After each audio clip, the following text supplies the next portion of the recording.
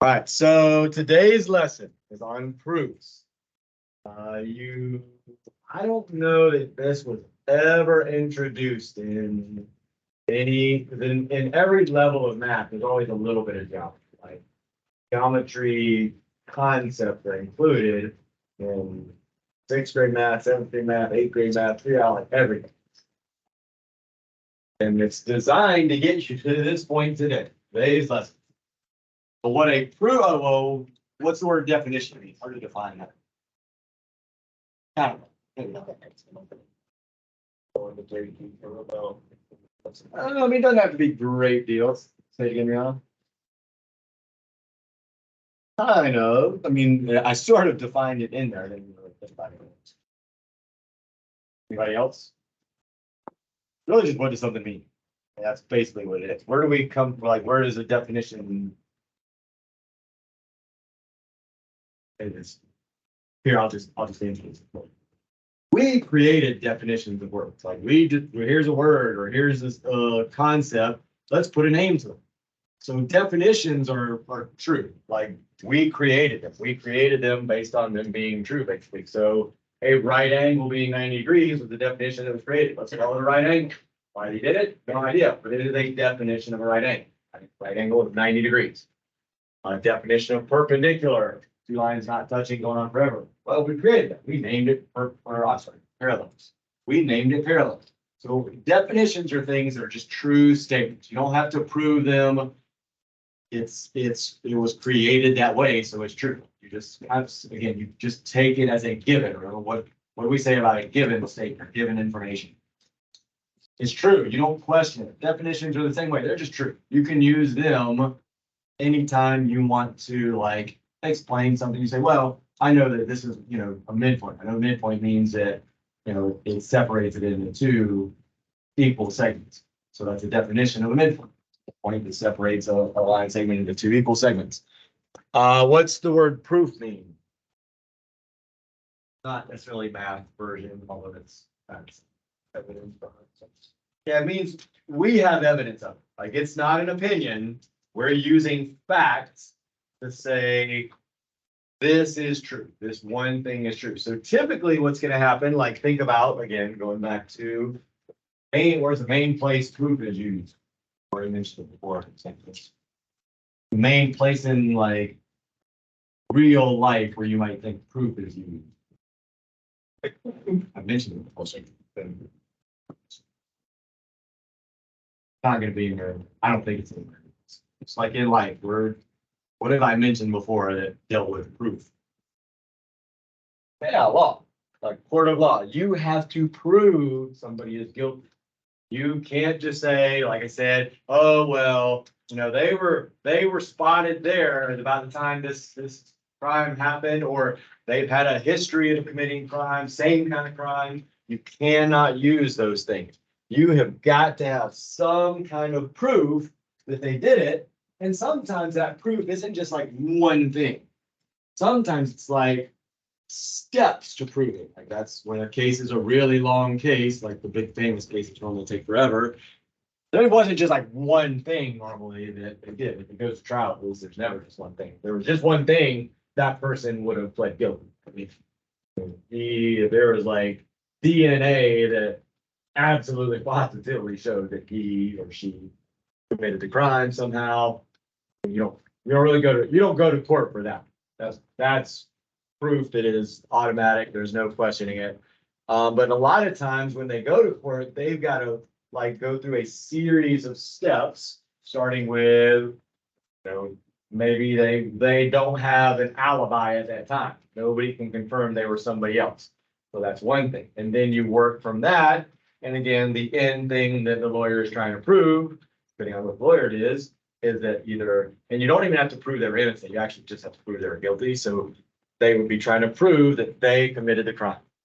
So that's kind of what we're doing today, only we're doing it with math.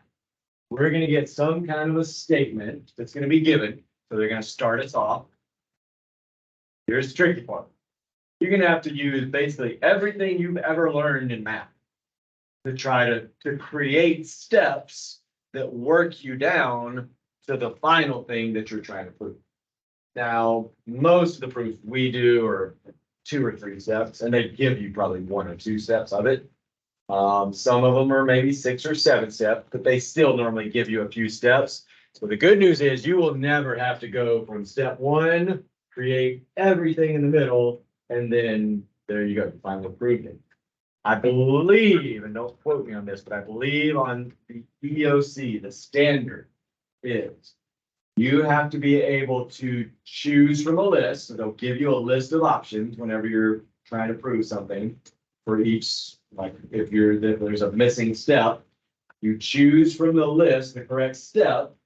Sometimes they give you the step, but you choose the reason why that step is true. So for example, and we're gonna get to some of these, but like if it's a line segment problem, like I said, you might say, oh, well, AB equals BC. That might be the step. And your proof would be, well, they told us up above that B was the midpoint. So the step or the reason behind it is the definition of a midpoint. Definition midpoint is that the 2 smaller segments. So something like that. Here's the issue with this. It's difficult. Like this is one of the trickier things you're ever going to do in math. It's very logic based. There's no process I can give you. I'm going to give you the best process I can. So make sure you write the process down because a lot of you're going to struggle with this. So at least if you have the process written down, you have something to go back to and try to use. Any questions on anything else before we get started?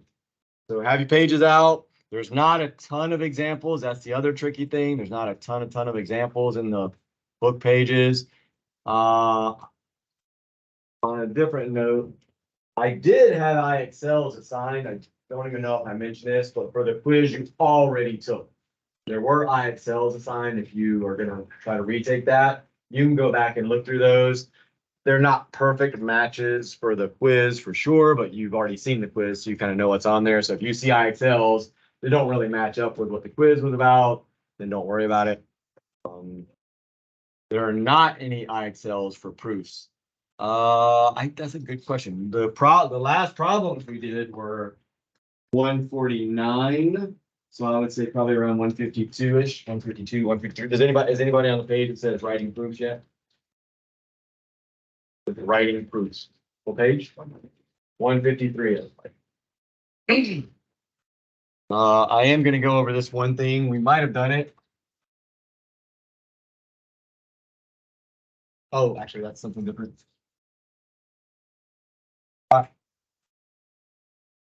No, let's do the other thing first. So I'm not sure why is.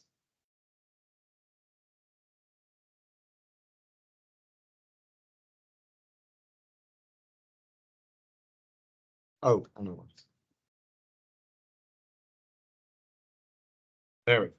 I don't know if we went over this one specifically. So this was your problems I assigned for the last lesson. This top section was a section where you just had to say, is it inductive or deductive? I wanted to go over this one if we didn't. I don't think we did. We might have given the answer. It says, whenever Juanita has attended a tutoring session, so she's attended tutoring sessions, she notices that her grades have improved. And it says, okay, so she thinks if I attend a tutoring session or she attends a tutoring session, then she concludes my grade will go up. What is that? So almost everybody said inductive because they said, well, there's a pattern, but some of you, what did I say? Yeah, I could argue, and I might argue this, like I might have put this as my answer. I said, well, wait a minute, that's kind of an if-then sentence. If Juanita goes to tutoring, then she will do well on a quiz. But that has to be with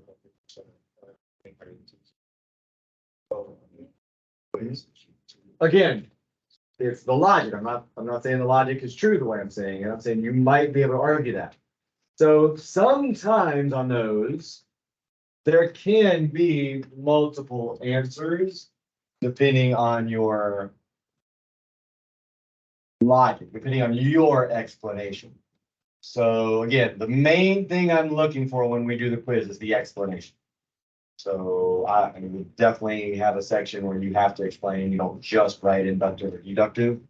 So just keep that in mind. Make sure when you're answering those, try to come up with the explanation, even if it doesn't ask for that, because that's going to be the more important part of the quiz. All right, now we can go to the book stuff.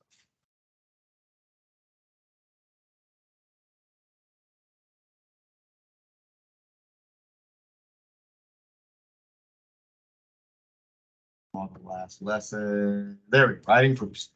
All right, so we sort of did this before. I didn't really spend a lot of time on it, but now we need to because of this lesson on proofs. So when we do a proof, like I said, we're going to go step by step and use facts, something that is true, to go from the original given statement down to what we prove. We cannot use opinions. We can't use inductive reasoning like patterns. We have to use facts to go from one step to another. So these are all the kind of things that are facts. This is not in your, I mean, it is in your book, but it's way back in, I think it's way back in the lesson on points, lines, and planes. Very first thing we did, this exact little chart here. You don't have to know, like, memorize it, so I'm not going to worry about. I just wanted you to understand when we're going through, they may say some of these things. Again, these are all things that are true for different reasons. A definition, we said that's true because we created it to be true. So whatever the definition is, we can use. A postulate is something, or axiom, I guess. That's something that we don't really have to prove. We just sort of know it's true. So sometimes you'll see things called the something postulate. And then a theorem is something that has been proved before already, like Pythagorean theorem is probably one probably hearing exactly what it is. That's been proved before, so therefore we can use that to create proofs, to take the next step in proofs. Sometimes we will actually prove theorems ourselves, like they'll give us a starting thing, and what we're trying to prove is some theorem that's we know is true because it already exists, but we're going to actually show the steps on how we prove it. I'll give you a super simple version of that. There's writing proof right here. So if you remember, we said vertical angles, right? We talked about vertical angles. What was a vertical angle? And what was important about vertical angles? It's one that's going to come up a lot in proofs. Linear pair and vertical angle, you're going to see a lot. Midpoint, the definition of midpoint and midpoint theorem, you'll see a lot. There's another one called, well, yeah, we've done it. We didn't really use the name of it that much, but the additive property of length, or the addition property of angles, or there's all kind of different names, but that's the little plus little is big. That's what that means. What was a vertical angle?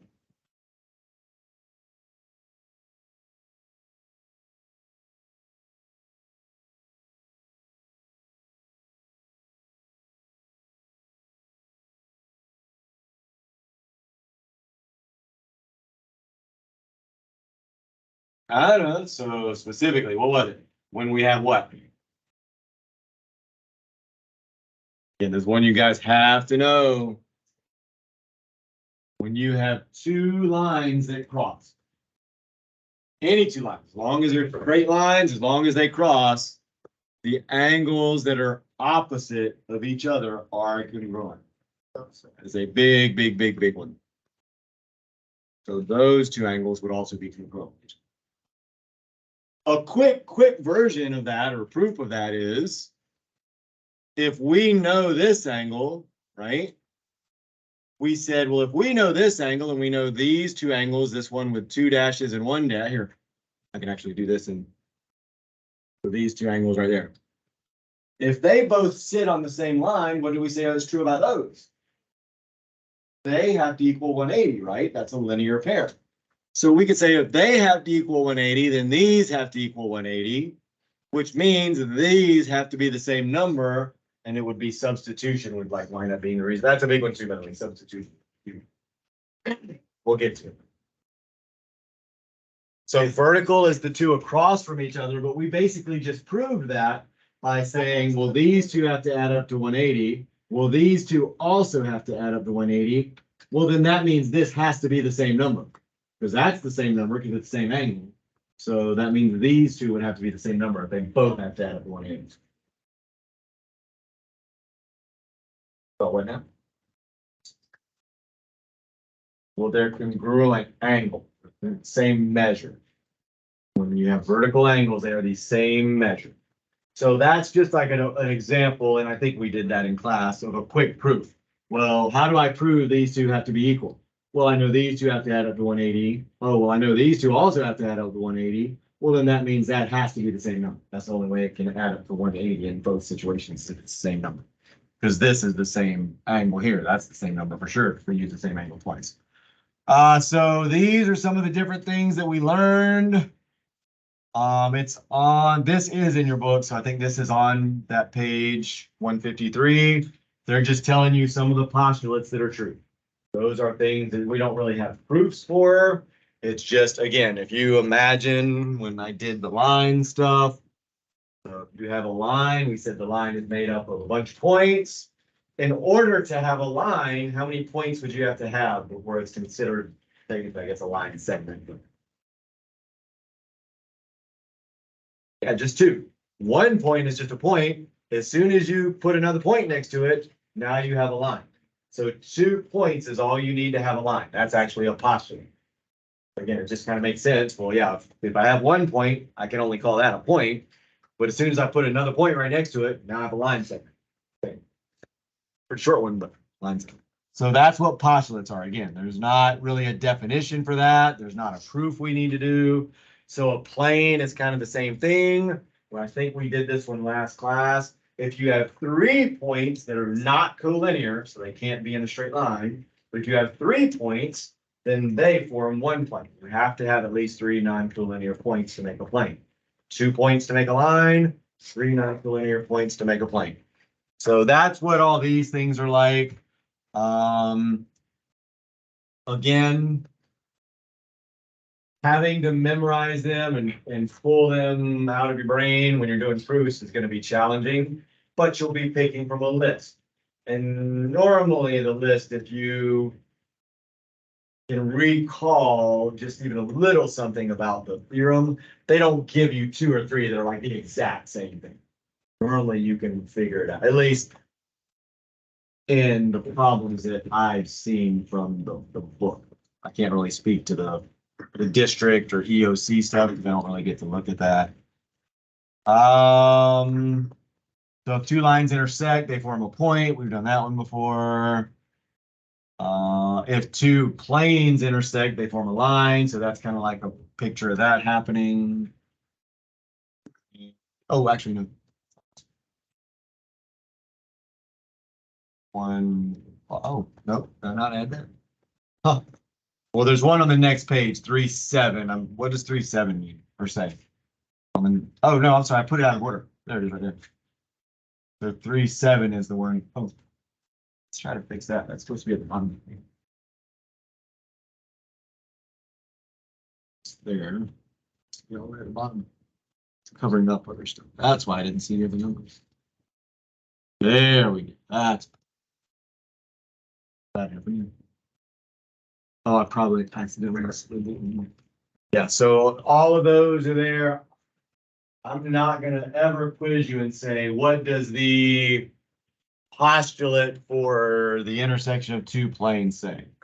You don't have to worry about that. This is stuff you will use today in some of the practice problems in the book. But the quiz itself will be more based on kind of the next lesson. Oh, so the quiz itself is going to be, it looks like, I think it's Thursday. I think it's going to be Tuesday and Wednesday of next week. Yeah, that's the 17th. So here's what we have to do next week. I'm going to do that. We may not do a quiz next week. Because we're not doing a quiz specifically on this lesson. This lesson is just leading us into the next lessons. So we'll still have to do one more lesson before we can do a quiz. Yeah. We don't have enough to do just based on what we did in the last class. So we can't do one on just introductory reading. So yeah, it looks like we'll get back to the Monday schedule. We're not going to do one Thursday, Friday, because you have the district, what's called a cycle 1 test. And that's like a test on module 1, 2, and maybe 3. I don't know if it's on 3 too, but anyway, that one I think is all multiple choice. I don't believe there's any problem for you working out and type in a number. I could be wrong about that. In the past, I know it's been all multiple choice, but so we have to do that next. I think it's next Tuesday. So yeah, I was going to give you the 2 quizzes on the same day, but then when I look back through this lesson, there's not really anything that I quiz you on from this lesson. It's just talks about how to do a proof, and then we get into actually doing proofs. So yeah, so you're probably going to have a week, and you aren't here Monday either, so we miss a day theirs. All right. Let's see. Given we've talked about before. Remember, you accept given as true. Every proof has given information. The reason, like if you use that as a statement, or if you see that statement in it, the reason you use for that is given. That's the easiest thing you're ever going to get on a quiz. Is if there's a statement that they say, here's your next step. We take the next step, and they say the next step is based on information that was given to you. That's easy. Your reason is given. It was given information. You'll see when we go through all this here. Confused. Given is a big one. Just that's all I want you to get at that. Remember, given is a big concept that you need to understand, because frankly, it's an easy answer to questions sometimes. Let's see. I think that's it for this. Now we're going to go into the book and actually start. Yeah. All right. So let's go to the book.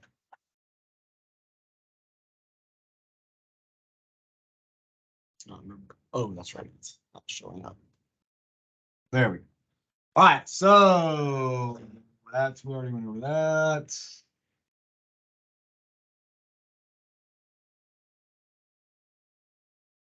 There we go. So go ahead, do example 1. So what you're identifying, and they've kind of done it for you, but from the picture, I want you to try to identify points, lines, and planes.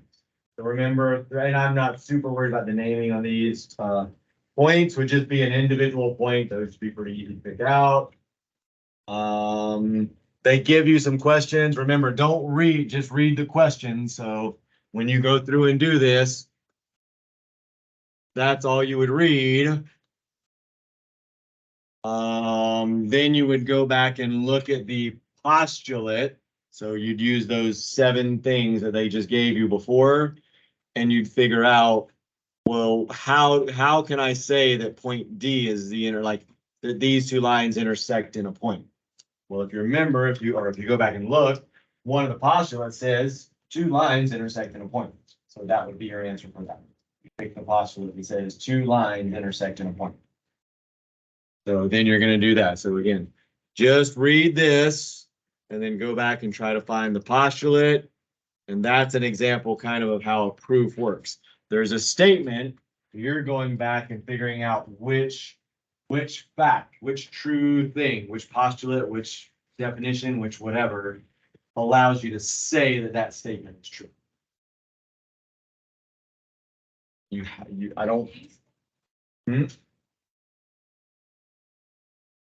Well, A, I kind of just did for you. What did I say? What would you say for A then? So lines N and P intersect in a point. Which postulate is that? Turn to the page before.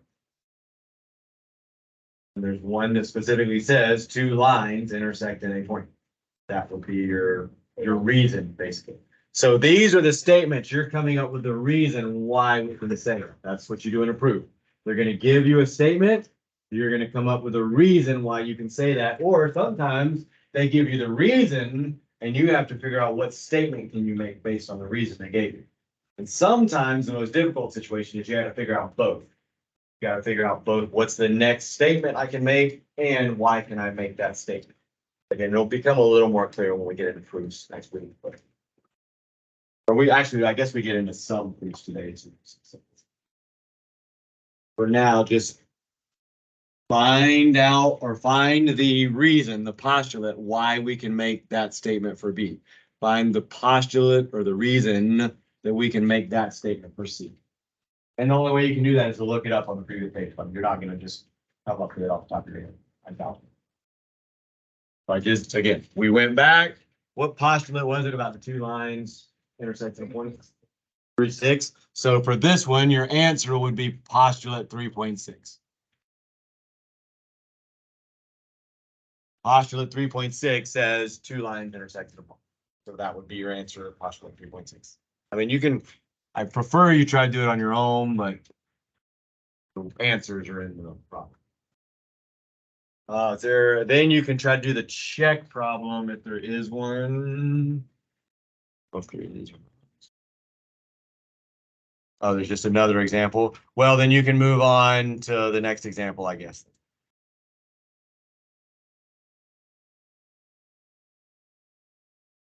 Here.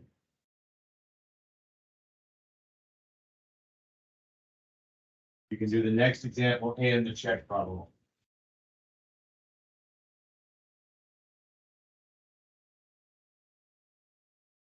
No. 3.6 and it's two lines.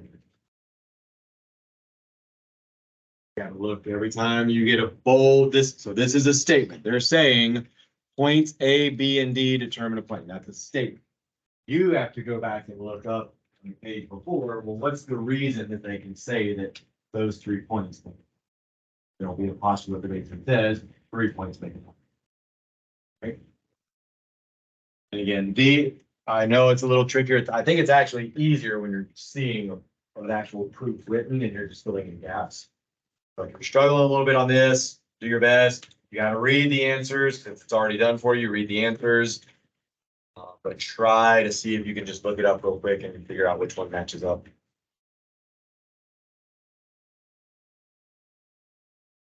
Give you another 3 minutes, we'll say.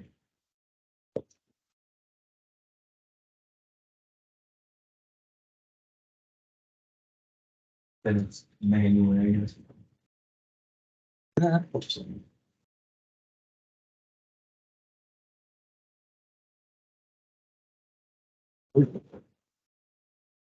Let's see.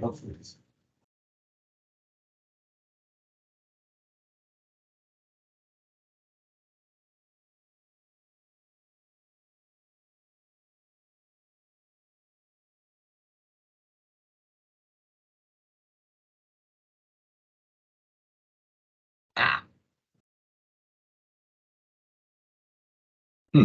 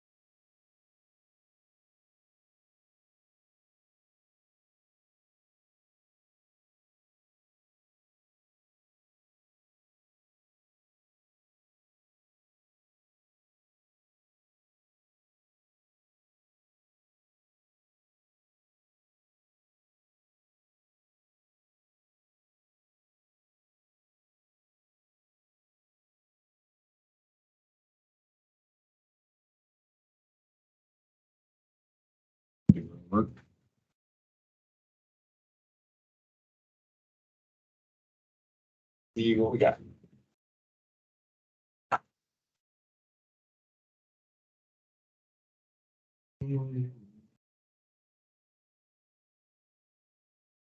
You working over there, Shani? Like you've given up. You did them all? Supposed to be doing all the way through the check on example 2.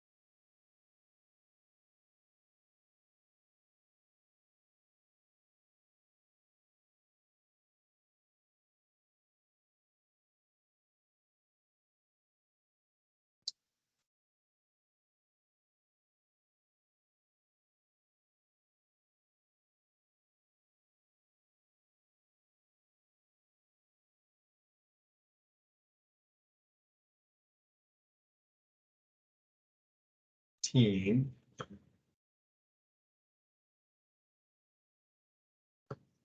Right. All right, so I feel like a lot of you just sat there and did nothing. Oh. Well, I'm not saying all of you, but I feel like a lot of you sat there and did nothing. If you don't get it, sitting there and doing nothing is not the answer. Like I told you, you should be able to read through, see what they did, and do something after that with this example too. If you're sitting there and just waiting, my guess is you probably didn't do well in the first quarter because you probably did that first quarter too. And this is your last quarter to try. I will not feel sorry for you at the end of the semester if you're not passing this class and you haven't done anything. You gotta show me that you care to have any kind of home privileges, any of that stuff. It's gonna drive me crazy if this class doesn't turn things around. All right, so for this particular problem, B, points A, B, and D determine a plane. So there are 3 points, they determine a plane. You should have turned it, looked through all the postulate, and you're looking for something that's similar to that, something that talks about 3 points in a plane.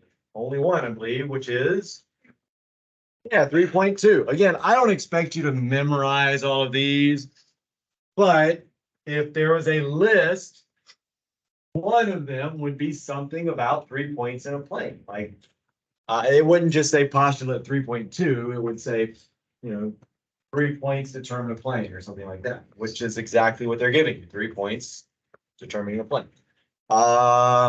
C, a plane that contains ADE intersects with a plane that contains FGE in line K. So 2 planes intersect to make a line. Which one would that be?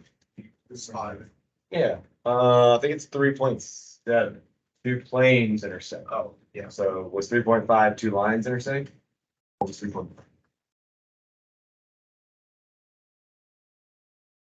Yeah, it's 2 points. Well, I didn't read it fully. Oh, all right. So again, these don't really come up that much when we do proofs in the other lessons, so I'm not super worried about them. This is more of an example of what it means to make a statement. So they are making a statement. Everything in the red box is a statement. And we're coming up with why can we make that statement, the reason. That's what you wind up doing in a proof, only you're building each statement that you're making builds on the last statement, and then eventually you get to what you're trying to prove. Any questions on that? And you're just looking it up on that. So if you didn't get that part, then hopefully you catch up when you're seeing like a full proof written out and we're doing something similar. Hopefully this works. Okay.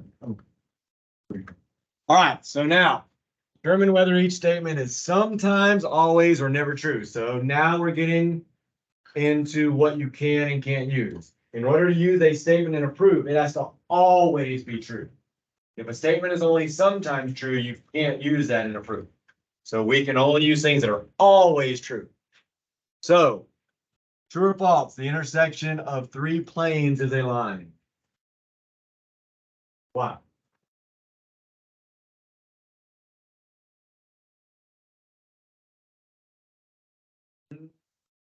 There's not any 3 planes. So we did this one in class. I took 2 planes and I joined them together first.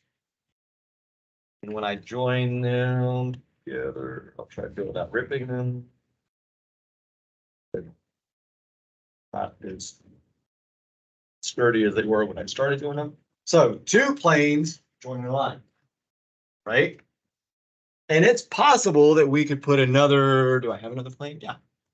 Possible we could put it, remember, planes go on forever, so these are going up and down forever, out forever. So it's possible I could join that in and the 3 planes could join in a line, we said. But it has to always be true if we're going to use it. And if this plane doesn't exactly wedge in like that, so let's say it comes in like this, now this plane doesn't match up with that line, it only hits 1 point. So what they're saying, I'm pretty sure they answered it for you. Yeah. When 3 planes intersect, it could be a line or a point. So that's only sometimes true. Sometimes it's a line, but sometimes it could be a point.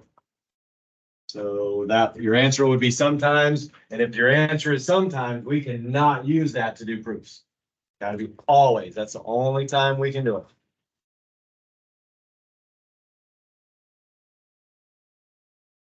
So the next one says line R contains only one point.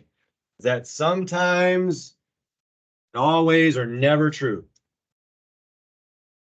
Line P can contain only one point. So is it always false or just sometimes? Always, yeah. One point is just a point. Can't be a line. A line has to have at least 2 points. So when they say postulate 3.3 states, what it states is you have to have 2 points to consider something a line. So if we only have 1 point, we cannot consider that a line. That is always false. So again, cannot use that in a proof. It's never true. So definitely can't use that. 3 points H and through points H and K, there is exactly one line. True or false? Yeah, that should be always true. Again, if you can think of a situation where it's not true, then that's a counterexample. You have these 2 points. There's only one way to connect them. I can't make 2 different lines that go through those same 2 points. Only one line can connect those 2 points. What postulate is it that says that? 3.3. What, it's 3.3, so look at 3.3. What's 3.3 say?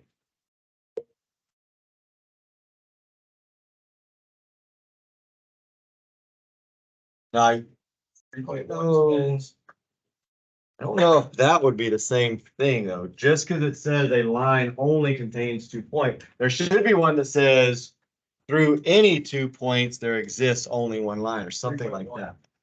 What's that say? says through any 2 points, there is exactly one line. Yeah, it's actually 3.1. So don't get it confused with it. There are at least 2 points in a line. That doesn't tell us that there's only one line. That tells us we have to have 2 points to make a line.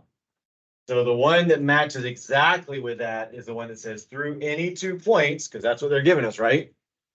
They gave us 2 points and they're saying there is exactly one line. So that's 3.1. So again, it gets a little trickier. You're going to be choosing from a list and sometimes they'll be a little similar. So you got to know how to choose the correct one. Determine. So you guys hopefully did this one. 2 intersecting lines determine a plane. Sometimes, always, or never true. Not true. I mean, first of all, it doesn't really make sense. Like, if you just picture 2 lines intersecting, they don't, like, how would they even determine a plane, right? So I would say just immediately think about that just doesn't even make sense. If it doesn't make sense, it's probably never going to be true. Which postulate do you think we would use for that one? Yes, keeping in mind they're saying 2 intersecting lines. Yeah, I would say it's the one that say 2 intersecting lines create a point or intersect in a point. I would say, well, yeah, they intersect in a point, they don't determine a plane. So I would say never true. 2 intersecting lines are always going to be a point. Nothing else. Line either. All right, so here's the only kind of proof we're going to do. It's called a 2-column proof. There are other kind of proofs. We are not going to even worry about the other kind of proofs, not at least in this class. I don't know what will be on the district. So put a a rectangle around that. They're trying to help you. Again, it's not like equations where I can give you a pretty good process for solving for a variable. Where you can just say, okay, well, get rid of the numbers, get the variable by itself, do opposite math, blah, blah, blah. There's not really anything super specific about doing proofs. What you have to do first, and then this will normally be done for you because you're not going to be creating it from a blank page. You're just going to be kind of filling in a couple of blanks in a proof. So normally they give you the given information as the first line of the proof. Now, if you're lucky, I don't remember what the my quiz, but this, I think this did happen on the district. Either cycle or the midterm. Maybe even on the final. If you're lucky though, they'll maybe make the statement using the given information, like they'll write the given information as the first line of proof, but they'll leave the reason blank. Well, that's an easy reason. It was given. You'll see what I mean in a second. Anytime you read the given information and you see that later and they don't have a reason written, that's the easiest thing you can get. It's just given. The reason is just that was given to us. And they do have that, I know, in some of the book problems, so you'll see it. So from there, we're just using deductive means we're using facts. So we're going to use one fact at a time to work our way down to the what we're trying to prove. And we have to write the reason that we can say them, which would be like, what's the name of the definition? What's the name of the theorem? What's the name of the postulate? So it's challenging because it's kind of like remembering, trying to recall everything you've ever learned in math for your entire life, in addition to things that you're just now learning as well. But again, like I said, you get to choose from a drop downs. Reasons are, so we make a statement and a reason. So this doesn't help you a ton, in all honesty. It's just more, this is more the definition of a proof, not really how to write a proof. So I'm not sure how much that's going to help you, but the main thing you can get out of it is that given information statement. If they give you information at the beginning of the proof, there'll be like sometimes a figure and some given information. And then if you see that given information in the proof, or if you see that they give you a reason that's given with no statement, that's normally a pretty easy one to fill in. So can't do it there.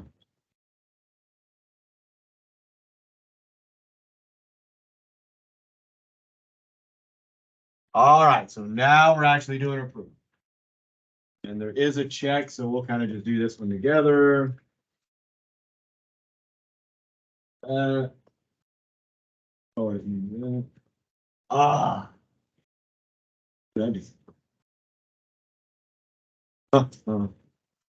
right, so here we go. Here's the proof. So again, 2-column proof means we're making these statements over here, and we're putting the reasons that we can say that on the right. The reasons might be the definition of something, might be some theorem like a Pythagorean theorem, the midpoint theorem. So it's giving us this. Again, make sure you look for that down in the proof. Well, they already gave us that, and they already gave us a reason, so we don't get any like really easy one to fill in. They kind of already filled that in. We have to create an entire reason, and we have to create the statement and the reason for that proof. And that's the most difficult scenario. We have to do both. Like here, we're just given that, but we have to just come up with a reason. So they've given us the statement we're trying to prove. This one's a tricky one because there's these two things that are kind of the same thing. So you will need to know it. I'm going to give you something you'll need to take notes on for sure in a second. So Q is the midpoint. We're given that. We know that that is the midpoint. As soon as you are given midpoint, what should you be thinking? Not going to solve with numbers when we're proving. Not typically. So but what does midpoint mean? Like what? Middle, but again, what does it mean specifically? How do we know it's in the middle? Both line segments are equal. That's what you need to think when you're doing proofs. Really the only thing the midpoint theorem says. So if they're giving you the midpoint theorem, at some point, you're going to be writing something that says this is equal, pins in the wrong spot, to that. Because that's the only thing the midpoint theorem said. It says those two lines are equal. It doesn't say anything else. So if they're giving it to you, you're going to line up using that information. Now it's kind of weird because you might read it and say, well, wait a minute, they're already saying that at the bottom. They're saying PQ is congruent to, that symbol means congruent, not equals. So here's the reason this is a little tricky. There's two different reasons you can use that sort of say the same thing. And you will see this.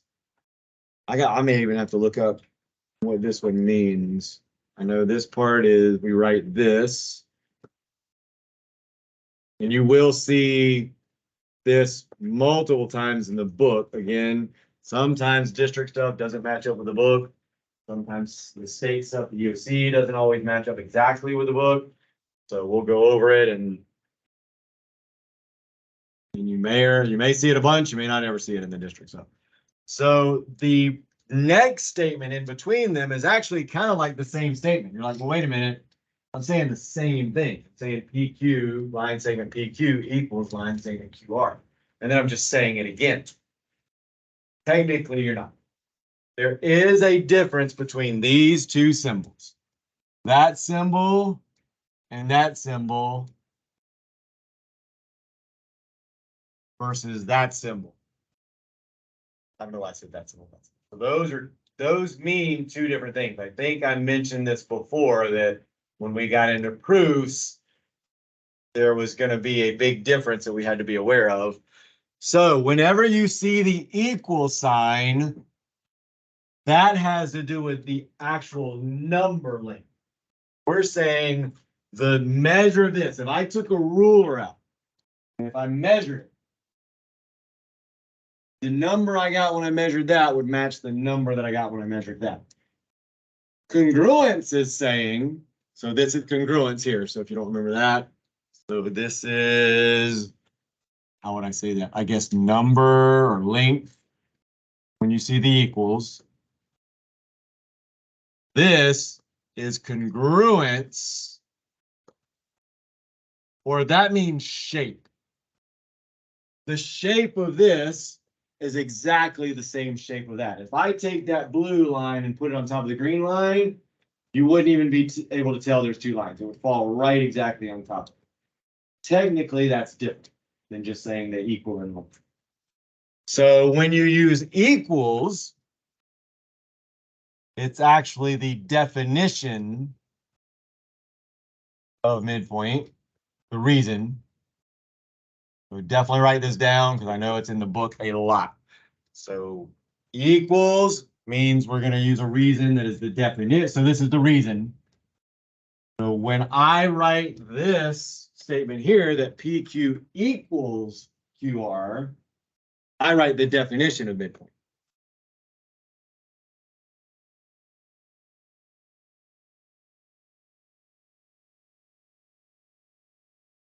So that, again, if I were to done this proof before I started teaching geometry, I would not have even known to put this in. I would have just said, well, wait a minute.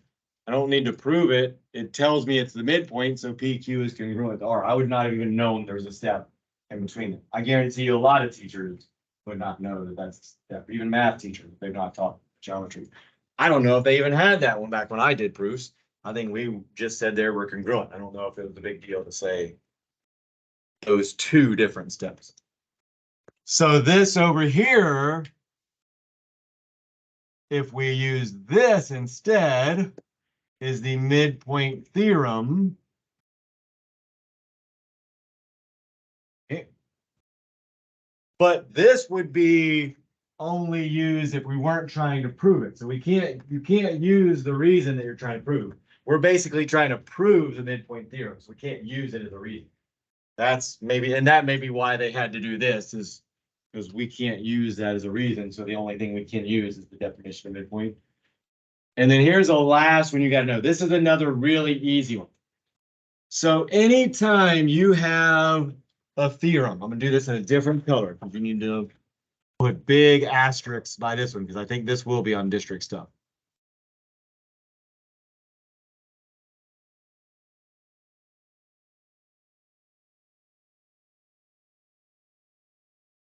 So you need to write some words around this and explain this in your notes. Anytime you go in a proof from either, and the statement is the exact same, except one of them has an equal sign and then the next one has congruence, or one of them has congruence and then the next one has equal. It can go either direction. So if I would have flipped the order and congruence was up here and equals was down here, it'd still be the same reason. That reason, oh boy, let me get I think it's just called the definition of equality, but let me make sure I write it correctly. That's what I call it when I say it. Oh, nope, definition of congruence, sorry. Definition of, I wonder if it's, I wonder if there's a definition of equality when you go the other direction. We'll keep an eye on that. So definition, I think it's just definition of congruence. And that's a pretty easy one to remember because the statement will be the exact same as far as like the PQ is the same as the PQ, the QR is the same as the QR, just the symbol change from equals to congruent. So that's a pretty easy one to remember, and it does pop up quite a bit. Oh, and then if you want to write that that's what this is over here, this is the definition of congruence.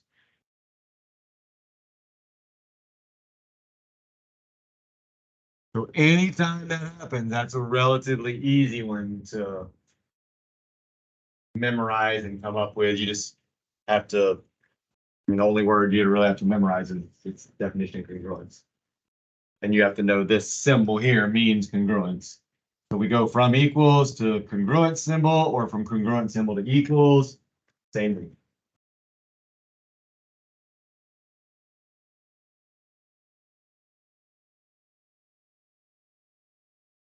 Let's see, sure, check. Yeah, try to do the check. Again, it would be much easier. Oh, so here's the midpoint theorem. So again, the theorem says that the segments are congruent. The definition of midpoint says that they're equal, the length is equal. Kind of saying the same thing. Anytime you see the word midpoint in the given statement, though, you're going to use one, I guarantee, because that's the only reason to tell you something is the midpoint is for you to use the fact that the two little line segments are going to be either equal or congruent. So see if you can figure out what either the statements are or the reason. I know it's kind of hard to come up with from scratch, but the more you think through these things, when you actually have a list, the easier it'll be to try to pick from the list. So.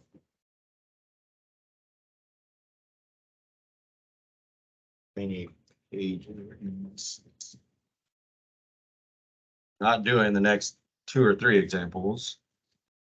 Well, not at least the way the book does.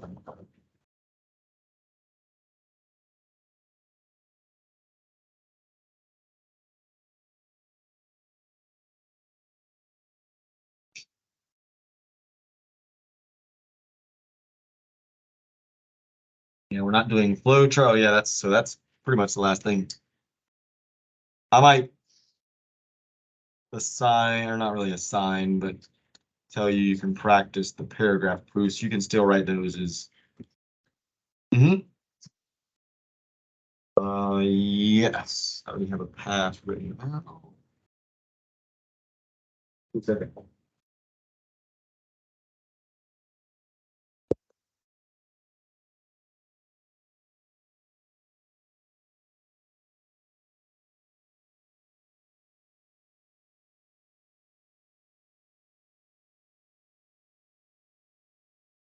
What it is?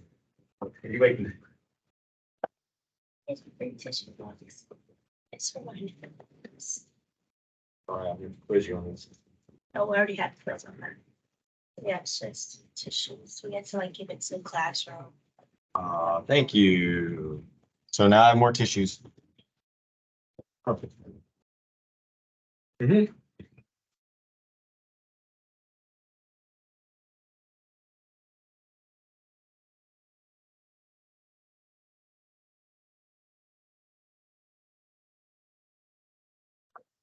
Give you another minute again. If you're truly lost, there's not much they don't give you much help on the check problem, so.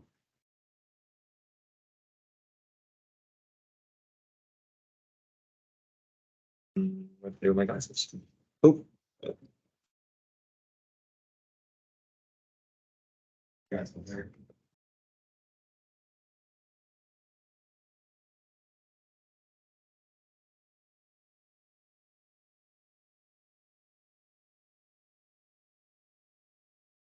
B is the midpoint and C is the midpoint. So again, this one's not too bad. Like I just told you, when you see in the given information that something's a midpoint, you're going to make the statement that the two little segments equal each other, which that statement isn't anywhere in the proof yet. So and there's only two blanks. So that should be kind of a hint. Now this wouldn't be definition of congruence though.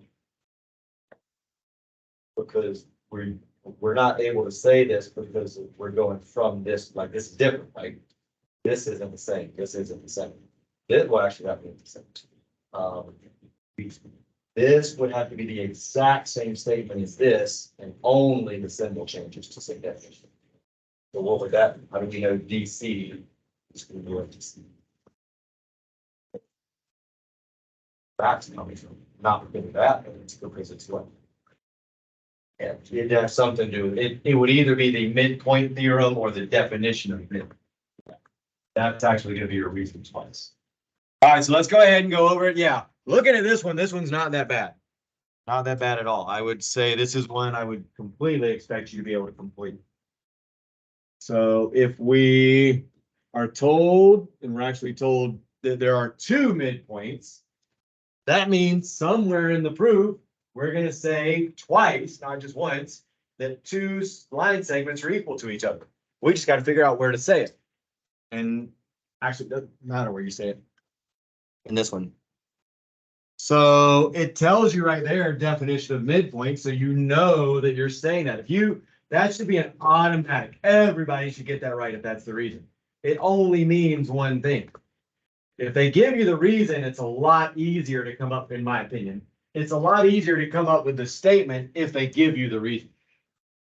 If you know what the reason means, you should know what this means. It means the two little line segments are equal to each other. That's what definition of midpoint means. Two little line segments are equal. Now, we can pick whichever one it is. There's no correct answer. So if you didn't put what I'm about to write, that's fine. You can put the other one there first. I'm just going to start with the first given statement that B is the midpoint.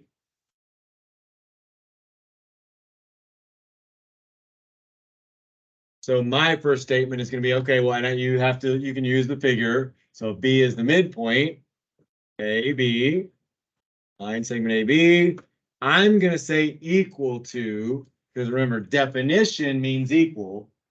So don't say congruent. I don't know that I would really mark off. Certainly not a lot. I probably couldn't give you a 100 if you did that, because I specifically told you definition of midpoint means equal. Theorem means you use the congruence. But it wouldn't, I mean, you could still get an A if you made mistakes like that. So that is an option. You could have said that what we're going to say next, you could flip them. So now 4, we got to come up with everything in 4. But if you have not, you get down to the last blank and you haven't used some of the given information, we have not used that yet that they give us. They're not going to give you something that you're not going to use. They don't just like give you extra information when you do proofs. Somehow we need to use all of the given information, and we've only got one spot left. So we need to use that information that C is the midpoint. So we just do the same thing again. It's just now, I guess I'll do it in green. Now I'm using that C is the midpoint. And again, I'm going to still do equals because everything else is equals. What was it equal to? DC, what is it? C, what's the point up there? E? What's the reason that that's true? Yes, definition of midpoint again. You can use the same reason twice. So don't think you can't.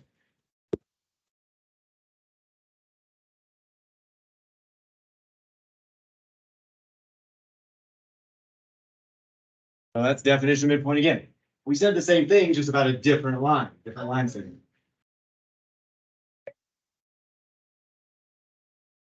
No, you can use the same one twice for proofs, absolutely. Because they gave it to us twice, right? They said this is the midpoint and that's the midpoint. So if they're giving it to you twice, then you will wind up using it twice. You're always, I shouldn't say always, 99.9% of the time, you're gonna use all the given information. So we hadn't used that line yet in green up there. So we need to use it. So that's another hint, write that hint. Right? Use all the given information. If you get to the last blank line and you haven't used given information yet, then it's probably going to come from the given information somehow. I'm not saying you're going to write the given information. You just need to use that information to create the line. Again, they've already told you here. Well, plus there's another hint. They're telling us that this is given, which means we need to kind of do, well, actually, no, that wouldn't really be a hint. So again, if you haven't used it, you need to see how can I use it. And then the last thing, this is a big one too, substitution. Substitution is going to be used a lot. A lot. It means you're replacing two things that are equal. Like, I know that these two are equal, right? AB equals BC. I know that these two things are equal. So I can use either of them. It doesn't matter. So what they did is they said, okay, well, I know that AB, how can I do this? Let's do it. So I know that AB right here, right? I know that that is equal to BC. So I'm going to replace AB with BC. So I just replaced it. That's what substitute means, replace. I just replaced this with that because they're the same thing. So I went from here to here because I know those are the same thing. So I can replace them. Same thing over here. I know that CE is equal to DC. Says so right there. So I can replace CE with DC. You're going to do that a lot. I wouldn't be surprised if like half the proofs you do have substitution in there somewhere. Just keep that in mind, that substitution is a big one. And they don't have to give you any information. Like midpoint, they got to tell you somewhere in the problem that it's the midpoint, or at least give you markings. Sometimes, and I don't know that they'll do this a lot, they could theoretically, though, not tell you it's the midpoint and just give you that figure and say that. And then they'd say that in the figure. And you just have to know that means it's the midpoint, and then you could use the midpoint here. Let's see, any questions on that? So we're not doing any of the other proofs. We might come back to them and work through them. Like we might do them the way we just did a flow proof, but they show you how to do like a flow chart proof. We're definitely not doing that. They show you how to do a paragraph proof. It's a good idea to read through those and try to follow the logic. And that's what I would suggest for all of you that struggle with this. At least read through them and try to follow the logic when you have one already worked out for you. The more of them you just read through, even if you struggle to come up with your own, the more at least you're going to get the old concepts that you need to know, like definition of a midpoint. We'll do an angle bisector when we get to angles. So, you know, it'll refresh your memory that, oh yeah, that's right. Angle bisector means the two little angles are equal. The more of those things you can refresh yourself on, the better off you'll be on the quiz, even if you struggle to actually come up with this stuff on your own. I can't really, it's hard to simulate doing a drop down to practice because the book. Now, I think if you do the online problems, and I'll assign them online, let's see. I think they might give you drop downs. You do some of the problems.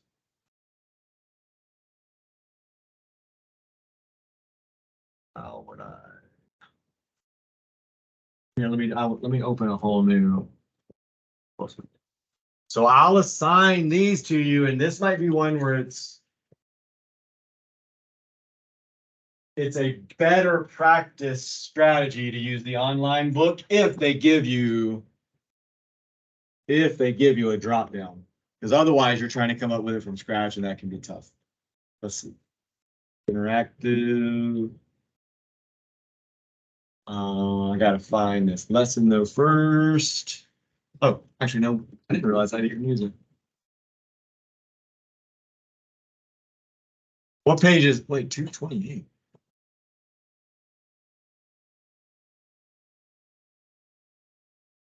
Oh, I thought these pages were supposed to match. Oh, yeah, actually, yeah. Oh, is this? What page again?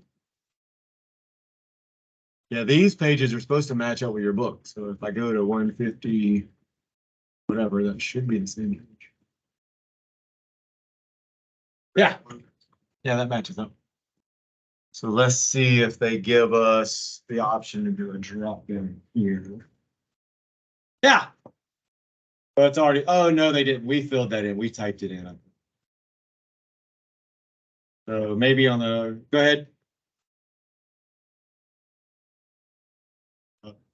In this? Well, like in this, but not in what I was in before. Okay, so go where? That.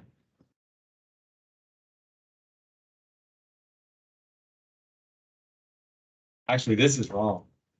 That should be definition of congruence. Yeah, that's wrong, but.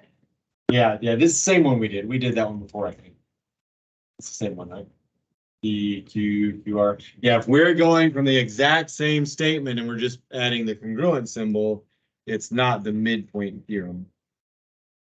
I mean, you filled it in correctly when we did it. This is, I don't really use the interactive anymore. That's probably from like, certainly from last year, if not even maybe before that. So that should be definition of congruence there. Yes, I believe you can. Nobody else was waiting, were they? So that should be definition of congruence. Actually, I don't really want that in there anymore.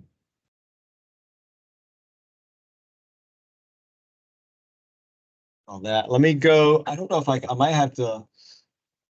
I'd have to assign the practice problems to be able to see exactly how you have to do them. How could I go? Let's try. All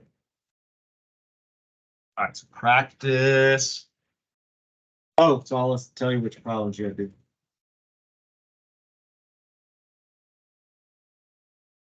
There we go. So that's all the same stuff we did. So write a 2-column proof. Oh boy, they don't really give you much help on that at all. I really thought they. Oh, that's a pretty easy one there though. So your proof on that one is just math. If they ever give you something with numbers, you're just doing the math. So you're not, your proof would just be 4W plus 1 equals 6W subtract 6. And that would still be the definition of midpoint. You would still use that as the reason. So that's kind of a weird thing to do. I don't remember giving you any of those on the quiz though. So just when I saw that, because I wasn't really thought to make that a proof. Just understand, sometimes you could get a proof that is numbers. So you're just solving it, but you have to understand the reason that you can create the equation is that, oh no, I'm sorry, that's not right. It's not midpoint. They don't tell me anywhere it's a midpoint. They tell me this. So the definition of congruence would be why you could set those equally. That's sleeping. I don't know.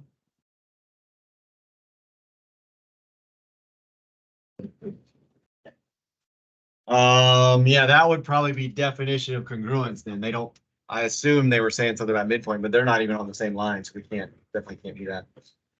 Midpoint is up above, number 11. So you should be able to do like the first, like, yeah, through certainly number 9, 10. Those should not be that difficult at all, with sometimes never. You can look up the postulate if you need to in the first couple of pages. That proof right there has midpoint in it, so that's to tell you one of the things you're going to wind up using.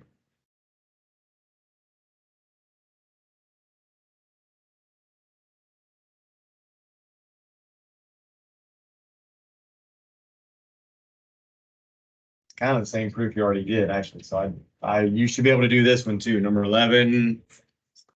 So as of right now, you're doing 1 through 12.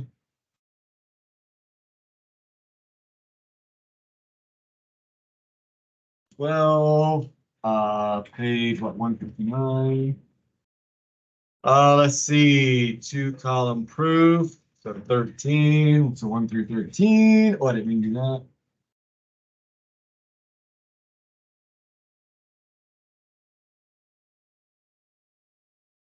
Yeah, 13 is a good one. That's more like what you're gonna see. So again, I'm gonna assign 14, but so your statements will be like just like you're solving basically. What's the next step to solving?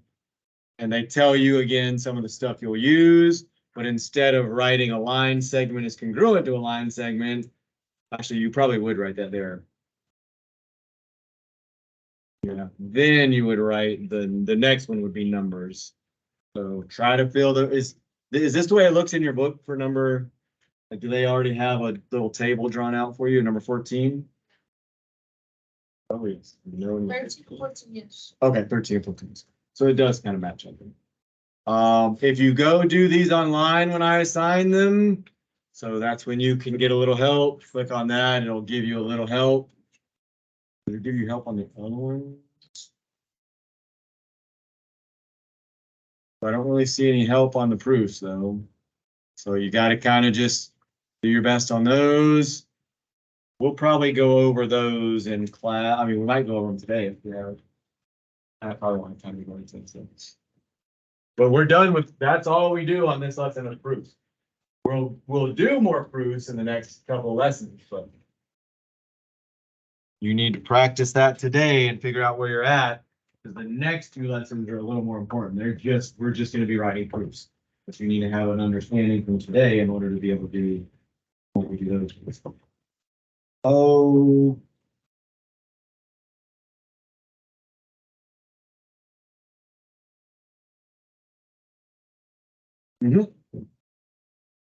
I'll give you a few minutes to work and then I'll start walking around. Oh, actually, I'm gonna stop the recording and do attendance.